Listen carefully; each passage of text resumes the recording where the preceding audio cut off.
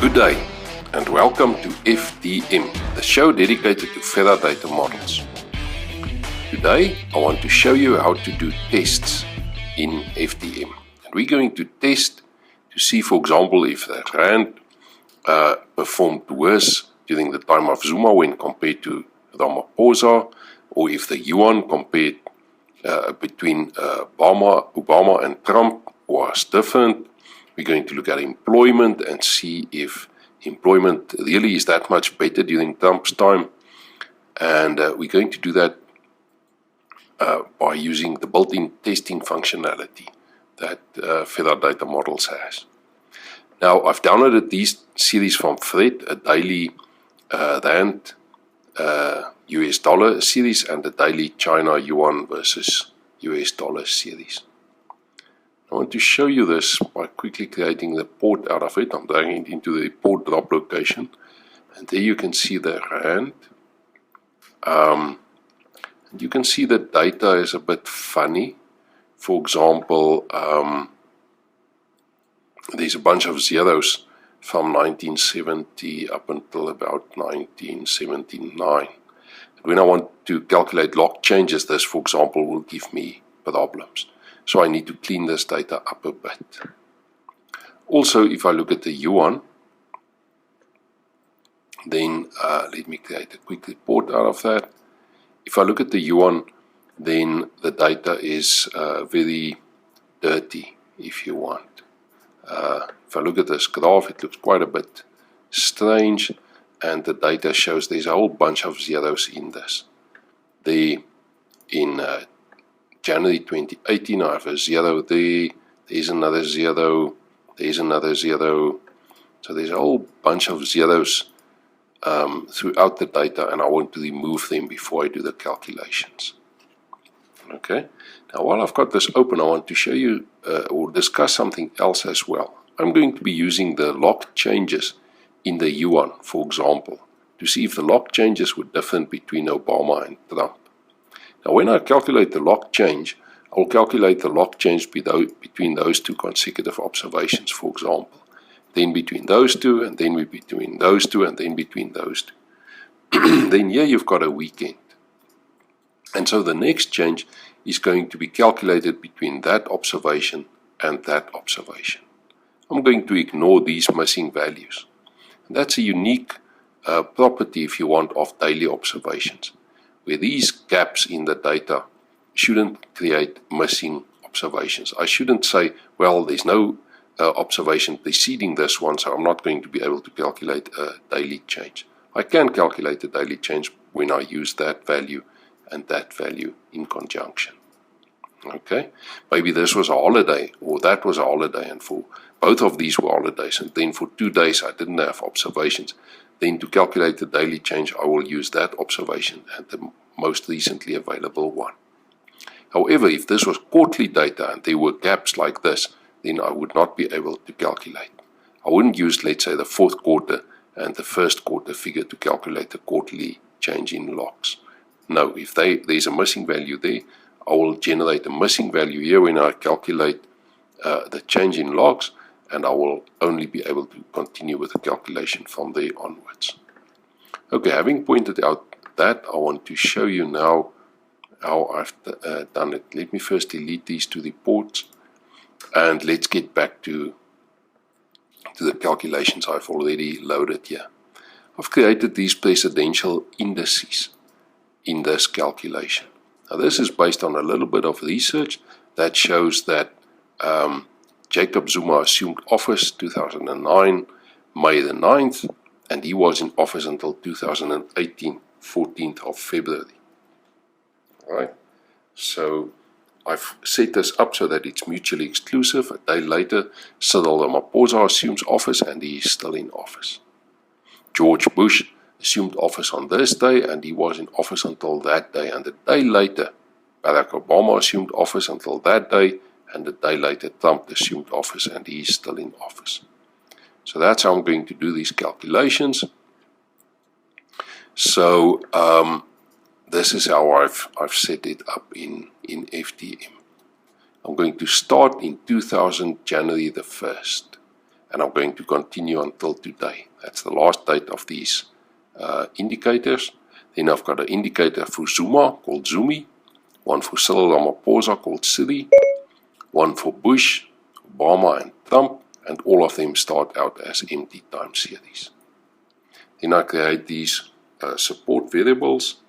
A 0 indicates the day on which the president assumed office, and a 1 the day on which he exited office. So there's a Zoom 0 and a Zoom 1 based on the day on which he entered and exited office. Same for Cyril. He assumes office a day after Zuma, and he continues until today.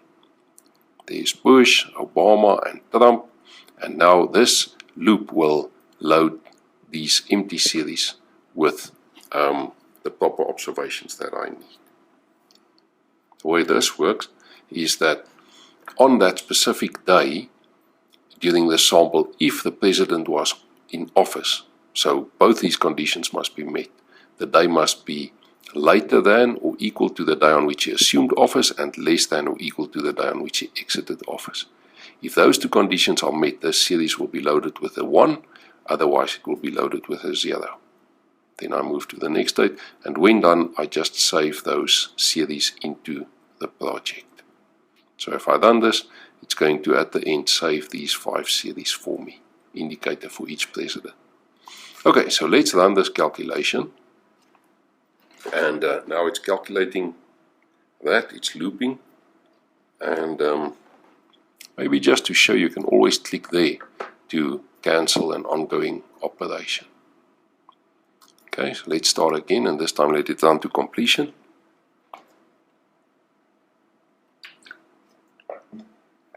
Okay, so now we are calculating for each president, creating this presidential indicator that contains a 1 or a 0, and there we go, there's the new indicators.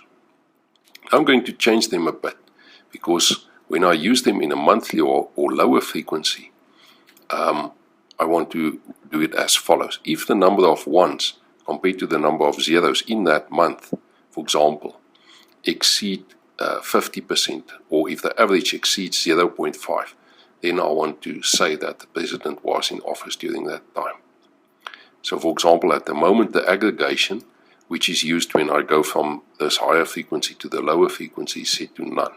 We'll simply use the last value then by default, and I'm going to set it to average. So for Zuma, for Cyril, for Bush, and Obama, and for Trump, I'm going to change it so that the average is used. Now to illustrate what I'm doing here, let's take Trump and let's create a quarterly report to show how that aggregation is used when this daily series is moved to or used in a quarterly fashion. Okay, so you've got a quarterly report, and if you look at this, you will see a increase to 1. Just want to remove the accumulation from the plot. There we go. So there you can see he assumed office here, and it's 1 ever since. But if I look at the individual quarters, in 2017, quarter 1, he assumed office, and he was in office for 80% of the days in that quarter. So since that is above 0.5, I will give him the benefit of the doubt, or the benefit of that quarter, and say that he was in office during this quarter. Okay, so let's go back to this. I'm going to remove this report again, which I don't need. And let's start with the South African comparison. In here, I'm going to use the South African exchange rate. That's the rand to the dollar, as published by Fred. But remember, the first couple of observations are 0. So I want to sample this only from 2000, 1st of January. So I put in a limit statement like this, sort of a from date to date. So this series will only be, or this limit will chop this series to between these two dates. Now there you can see I've got a distant date into the future. I don't really matter about the end. I just want to remove some of the observations at the beginning. Then this series that's now returned, I want to calculate the change in logs. But remember, I've got this problem with daily series where I want to calculate the change in logs of consecutive observations, even if there are gaps between them. For that I use this function, dlog previous. That previous means use consecutive observations, and that's a typical one that I use for daily data. So that will calculate the change in logs of consecutive observations, even if there's a gap in between them. And then this X now holds the change in the log of the rand. I'm going to multiply that with the Zuma indicator, and in the Zuma indicator I'm going to replace all zeros with missing values. So when this multiplication happens, I'm going to multiply the change in logs with a 1 only during the time that Zuma was in office. And the same for Cyril, and then I can compare these two. Now, if I've created the report, I need to delete it first, otherwise I pretty soon get clutter. So I'm going to delete that report, and then I will create a report. That's a probability of the test, which I don't really need, right? I just want to create a report. That means create a report for me, and the equal sign means that I'm assuming equal variances between these two. Let's compare the rand during Zuma's time to the rand during Cyril's time. And let's run this, and then it will create that report for me. Of course, it's daily data, so it will take a while, doing this in arbitrary precision to 50 digits. So let's wait for it to complete.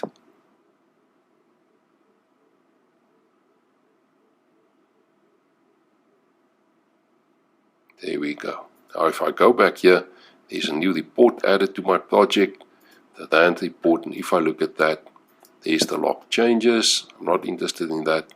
Let's look at the start of this, and there you can see. There you can see the rand during Zuma's time, and there you can see the rand during Cyril's time. And it's banded by plus and -1 and plus and -2 standard deviations. Okay, so let's look at the test. Here you can see the different samples, Zuma's rand and Cyril's rand, number of observations, the mean, the variance, and so on during that time. And here's the test. If I look at the probability, it's about 50%. I cannot really say that there's a difference between these two rands in terms of the mean. The mean seems to be the same. Cannot reject the null that the means are the same between these two samples. Okay, so that's it for South Africa. Let's look at the Yuan. Let's see if Trump's trade wars had any impact on the Yuan when we compare it to Obama's time. However, for the Yuan, I've got all those zeros in the series. So before I start, I replace all the zeros in that series with missing values. That will help me to clean up this, and I also use the change in log of the previous one to span the gaps in the data. Then I create an Obama Yuan and a Trump Yuan, and I will see if there is a difference in the mean of those two samples. Let's run the test, and when it's done, we can inspect the report. Okay, it's busy calculating. Just wait for it to finish. There we go. And now if I look at this report, again, I'm not interested in the data, although it is there if I need it, but there, this is what I want to look at. There I can see the Yuan during Obama's time and the Yuan during Trump's time. The variance looks to be different, but if I look at the means, no difference. I really cannot reject the null of equal means. Could maybe test the variance. There is a test for variances also in FTM. Okay, let's go back. Let's look at employment. Here I've got employment figures, total non-farm payrolls in the US that I downloaded from Ferra, and it looks like this. There you can see the employment figures and the changes, and I'm going to look at the log changes, change in log. Okay. Now, here I'm getting a daily frequency. That's why there's such a long statement there. Of course, in FTM, I simply click on the one I'm interested in. For example, if I'm interested in the Obama indicator, I just click on it, and then it will generate the statement I need to extract that. It looks a bit different to normal because it comes from a daily frequency, and this calculation is monthly. But here I use, for example, the change in log. I don't want to span gaps in the data. That should generate missing observations for monthly. Then I create employment during Bush, Obama, and Trump's time in this way, just as before. And I delete any existing reports and then create new reports. That means create a report, employment Bush, Obama, employment Obama, Trump, and employment Bush, Trump. Okay, so let's run this. So I'm creating 3 reports now. If I look at the log, all the comparisons are there as well, but I'll use the reports to investigate them. So let's go back to the project. And here you can see the reports. Let's look at the first one, employment Bush and Obama. There is the employment during Bush's time. You can see the mean +1 and +2 standard deviations. Here you can see the employment during Obama's time. There is the mean +1 and 2 standard deviations. And the null hypothesis here is being rejected. Even at the 1% level, this is rejected. There definitely was a difference. Obama's employment was higher. Was higher during Obama's time. Okay, let's go to employment Obama to Trump. This is what we're looking at. There's Obama's employment with its mean standard deviation 1 and 2. And here we have Trump's employment figures. Is this higher than during Obama's time? Let's look at the test. Well, it seems to be not at 1%, but that is a pretty low probability value. The probability of the null of equal employment is pretty low. So yes, we can argue that employment is better during Trump's time based on this test. Let's also look at Bush to Trump. Of course, this should be through the roof because Bush was lower than Obama. There's Bush's employment, there's Trump's employment, and if we look at the test, we have an extremely small value, small probability of the null, and this tells us that employment were doing better during Trump's time. Okay, so that's how you can do comparisons in or tests for equality of means. In FTM you can also test variances, but that's it for now. Goodbye.